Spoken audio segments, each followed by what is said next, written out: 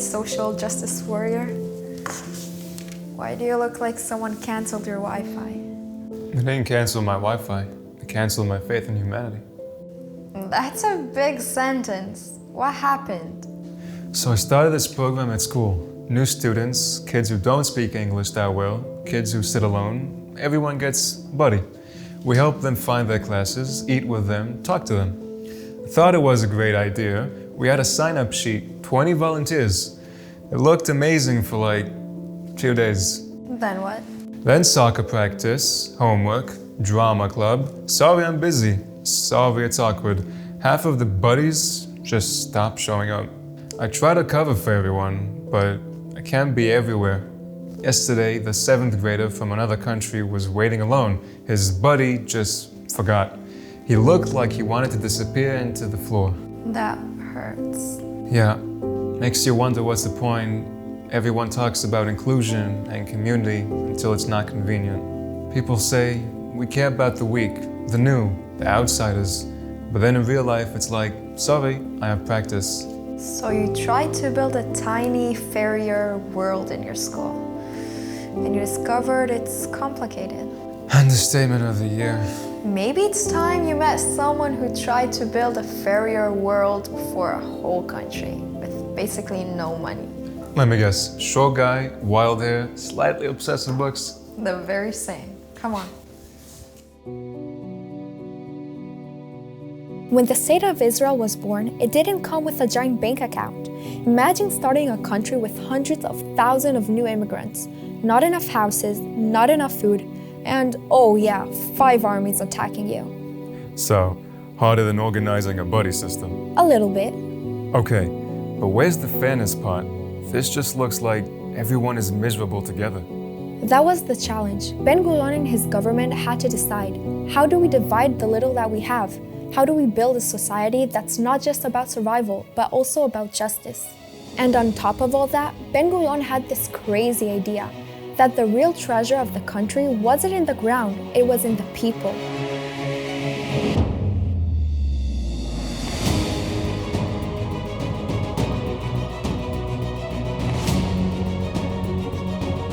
Whoa, this makes my school cafeteria look like a 5-star restaurant. After the state was created, Jews from all over the world came here. Europe, North Africa, the Middle East, later Ethiopia and Russia too. Different languages, cultures, skin colors, all trying to live in one tiny, poor country. So it's like the ultimate new kid at school, except the school doesn't have enough classrooms yet. Exactly. Everyone came with their own story, their own pain, and the state was supposed to be a home for all of them. Is that the famous Ben-Gurion rice? Yeah. Later people called them titim, a weird little invention to help feed everyone. It's a tiny example of something big. When you don't have much, you need creativity just to make sure people eat. This wasn't a perfect, fair world. People waited in lines for hours, families shared tiny rooms, some felt ignored or mistreated. But the idea was, we're going to build a country where everyone has a place. Must have been chaos. Different music, different food, different everything. Total chaos, but also a chance. For the first time in a very long time, Jews from everywhere were trying to build one society together. Ben-Gurion used to say, our natural resource isn't in the ground, it's in our minds.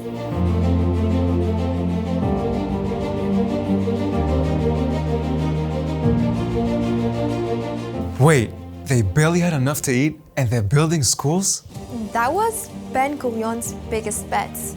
Even during the austerity period, when people were counting eggs and bread, the state invested in schools, science, and technology. They didn't always get the balance right. Some people were angry.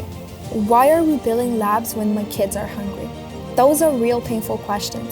But without those investments, Israel wouldn't become the place of medicine, tech, and innovation that you know today. So the fairness problem wasn't just how do we give everyone the exact same piece of cake? It was also how do we make sure there's cake in the future at all? Yes. Fairness isn't only about dividing what you have. It's also about building more for everyone. So Ben-Gurion tried to make a fair society with no money, no space, and like a million different backgrounds? Pretty much. Did he succeed? Depends who you ask and when. Some people felt left out, some groups had a harder time. Israel today is still arguing about what fair should look like. But compared to where they started, no country, no home, no resources, they built something pretty incredible. And important to you, he never said it's too complicated, so let's just give up. I wanted my school to be a bit more like that. A place where no one eats alone, where new kids don't feel invisible. That's not a small dream. But in reality, people are busy, shy, tired, awkward. They say yes, and then disappear. Feels fake. Or maybe it just feels human. Building something fair means working with real people, not perfect heroes. It's messy, it takes time, and you can't do it alone. So what would Ben-Gurion do if my society was just our school? Maybe he'd ask, how can we design this so it can work with people's true nature? Make smaller steps, share the responsibility, make it normal, not just a one-time project. Smaller steps? What if instead of one big program for everyone, we start with just one grade? Or one day a week where everyone has to sit with someone they usually don't sit with? And we actually get teachers on board, so it's not just Adam's thing. Now you're using your natural resource. My brain? Your brain and your heart, both count. Still bothers me though, that some kids promised to help and then bailed. Good, let it bother you. That feeling that this isn't right is exactly what pushed Ben-Gurion and others to try and build a different kind of society. The question is, what are you gonna do with that feeling?